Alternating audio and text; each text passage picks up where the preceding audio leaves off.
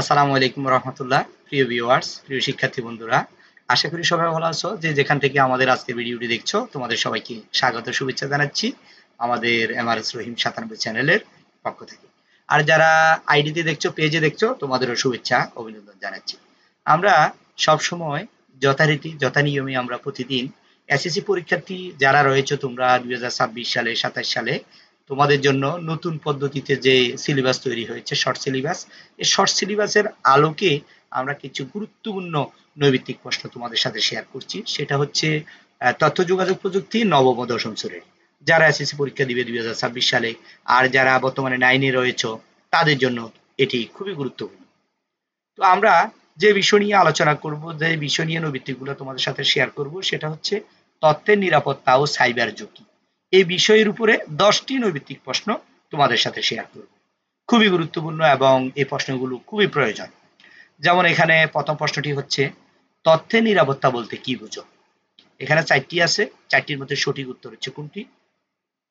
তথ্যের সঠিকতা ও গোপনীয়তা রক্ষা করা, এটা হচ্ছে সঠিক প্রশ্নের উত্তর। কেমন হচ্ছে খ। আবার খেয়াল করো, তথ্যের নিরাপত্তা বলতে কি বোঝায়? তথ্যের সঠিকতা ও গোপনীয়তা রক্ষা করা। খ নাম্বার হচ্ছে সঠিক উত্তর। পরবর্তী প্রশ্ন হচ্ছে, কোনটি সাইবার অপরাধের উদাহরণ? এখানে 4টি প্রশ্ন রয়েছে, অনলাইন ক্লাস করা, ইমেল পাঠানো, হ্যাকিং, ফেসবুক ব্যবহার করা। তাহলে সাইবার অপরাধের উদাহরণ কোনটি হতে পারে? দেখো, সঠিক উত্তর হচ্ছে হ্যাকিং। গ নাম্বার হচ্ছে সঠিক উত্তর।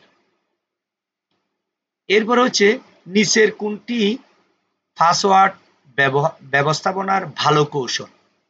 নিচের কোনটি পাসওয়ার্ড ব্যবস্থাপনার ভালো কৌশল? এখানে 4টি প্রশ্ন রয়েছে। এক, পাসওয়ার্ড সবখানে ব্যবহার, জন্ম তারিখ ব্যবহার, জটিল ও ইউনিক পাসওয়ার্ড ব্যবহার, কারো সঙ্গে শেয়ার করা।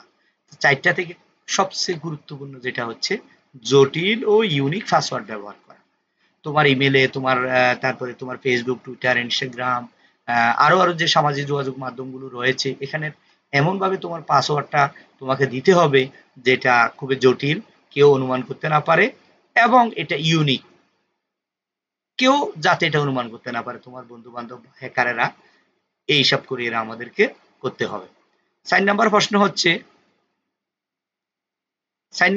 হচ্ছে কোন সফটওয়্যারটি ভাইরাস প্রতিরোধে ব্যবহৃত হয়? এখানে অনেকগুলো সফটওয়্যার আছে, যেমন হচ্ছে উইনরেয়ার, তারপরে সিসি ক্লিনার, তারপরে অ্যান্টিভাইরাস, এমএস এক্সেল। হ্যাঁ, এক্সেল তো হবেই না, এটা হচ্ছে একটা সফটওয়্যার। তো এখানের ভিতরে কোন সফটওয়্যারটি সবচেয়ে বেশি অ্যান্টিভাইরাস প্রতিরোধে কাজ করে? সফটওয়্যার ভাইরাস প্রতিরোধে কাজ করে, সেটা হচ্ছে অ্যান্টিভাইরাস।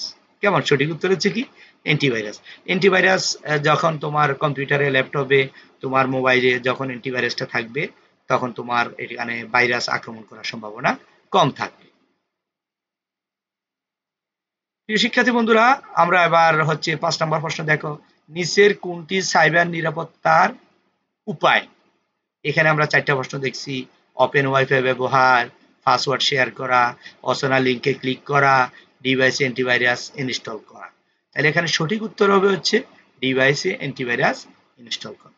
তোমার ল্যাপটপ, তোমার কম্পিউটার, ডেস্কটপ, তারপরে নোটবুক, আরো যে যে ডিভাইসগুলো রয়েছে, এখানে অ্যান্টিভাইরাস তোমাকে অবশ্যই ব্যবহার করতে হবে। পরবর্তী প্রশ্ন হচ্ছে, ফিশিং কি ধরনের সাইবার আক্রমণ? ফিশিং কি ধরনের সাইবার আক্রমণ? এখানে 4টা প্রশ্ন হচ্ছে, হার্ডওয়্যার নষ্ট করা, ভুল তথ্য ছড়ানো, ভুয়া লিঙ্ক পাঠিয়ে তথ্য হাতিয়ে নেওয়া, ইন্টারনেট বন্ধ করা। এখানে সঠিক উত্তর হচ্ছে ভুয়া লিঙ্ক পাঠিয়ে তথ্য হাতিয়ে নেওয়া। এখন দেখা গেল তোমাকে মেইলে তোমাকে একটা লিঙ্ক দেওয়া হলো, তোমার মেসেঞ্জারে, হোয়াটসঅ্যাপে একটা লিঙ্ক দেওয়া হলো, ভাই এই লিঙ্কে যদি আপনি ঢুকেন, এখানে একটা তথ্য দিতে হবে আপনার পার্সোনাল। এই তথ্যগুলো যখন আপনি দিবেন, এই তথ্যগুলোর আলোকে যদি আমরা, এখানে একটা লটারি হবে, লটারিতে যদি আপনি টিকেন, তাহলে কিন্তু আপনি 50 লক্ষ টাকা পাওয়ার সম্ভাবনা আছে। এটা আমাদের প্রতিষ্ঠান থেকে আমরা এটা শুরু করছি। এভাবে ভুয়া তথ্য দিয়ে, ভুয়া ইনফরমেশন দিয়ে তোমাকে ভুলভাল বুঝিয়ে যখন তুমি এটা লিঙ্কে ক্লিক করবা, তখন কিন্তু তোমার সবকিছু তথ্য তার নিয়ন্ত্রণে চলে যাবে বা সে নিয়ে যাওয়ার সম্ভাবনা রয়েছে। এই জন্য এই বিষয়গুলো আমাদেরকে নজরে রাখতে হবে। এরপরে হচ্ছে, 7 নম্বর প্রশ্ন হচ্ছে কোনটি সঠিক সাইবার নিরাপত্তা চর্চা? কোনটি সঠিক সাইবার নিরাপত্তা চর্চা? সফটওয়্যার আপডেট না করা, ব্যক্তিগত তথ্য সামাজিক মাধ্যমে শেয়ার করা, সন্দেহজনক ইমেল খোলা, ফায়ারওয়াল ব্যবহার করা। এই 7টার ভিতরে সঠিক উত্তর হচ্ছে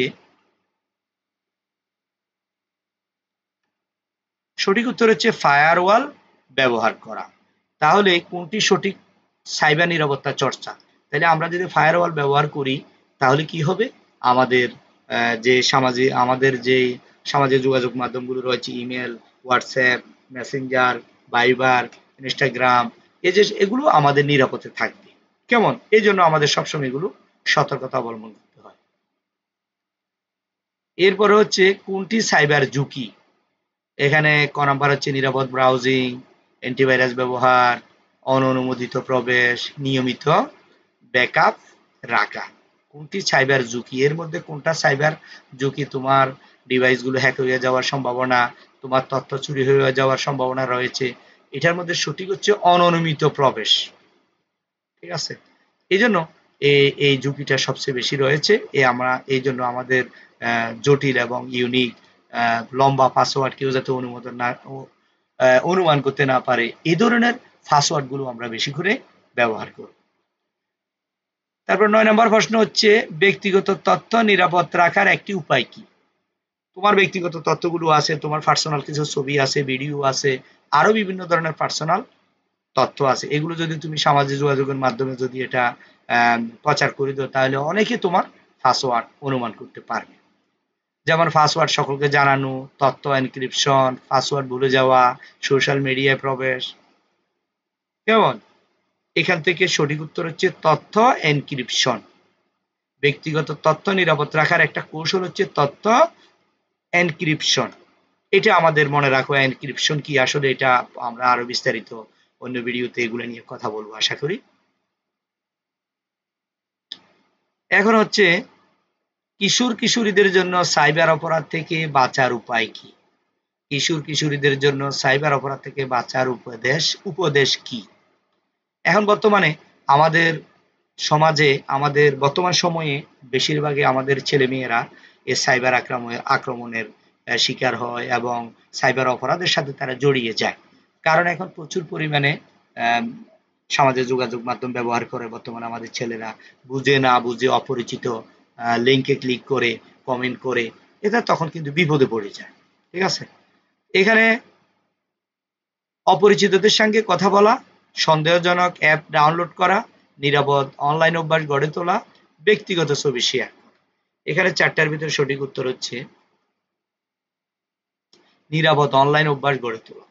আমরা যে সামাজিক যোগাযোগ মাধ্যমগুলো ব্যবহার করি এটা আমাদের খুবই নিরাপদভাবে ব্যবহার করতে হবে। অপরিচিত কারোর সাথে কথা বলা যাবে না, অপরিচিত কারোর সাথে তথ্য শেয়ার করা যাবে না, পার্সোনাল ছবি, ভিডিও, মোবাইল নাম্বার দেওয়া যাবে না, আরো অনেক তথ্য শেয়ার করা যাবে না। কারণ আমি তাকে চিনি না, কিভাবে তার সাথে আমি তথ্য শেয়ার করব? আমার ব্যক্তিগত পার্সোনাল তথ্যগুলো, পার্সোনাল ইনফরমেশনগুলো আমি কেন তাকে দিয়ে দেব? এই বিষয়গুলো আমাদেরকে সতর্ক থাকতে হবে। প্রিয় শিক্ষার্থী বন্ধুরা, তোমরা এই বিষয়গুলো খুব সতর্ক থাকবে, কারণ এই বয়সের ছেলেরাই বেশি বিপদে পড়ার সম্ভাবনা রয়েছে। জেনে না জেনে বুঝে তোমরা কিন্তু এসব ফাঁদে পড়ে যাও। তো আজকে এতটুকু থাকলো প্রিয় শিক্ষার্থী বন্ধুরা, কেমন লেগেছে অবশ্যই জানাবে।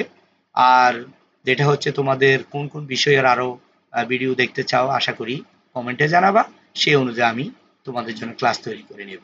ধন্যবাদ, সবাইকে ভালো থাকবে। আসসালামু আলাইকুম।